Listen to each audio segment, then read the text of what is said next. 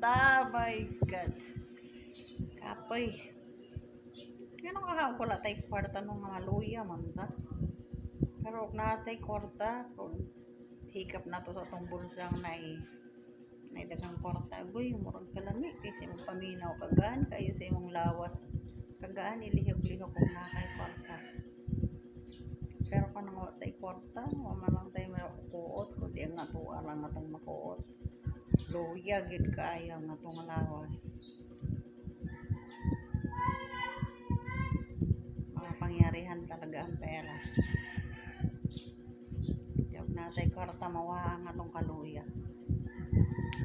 Laksi kayo nga itong lawas. Natay kwarta, pero wala gali. Sus, tagbation. Ang tagbation sakit sa itong kaluwasan.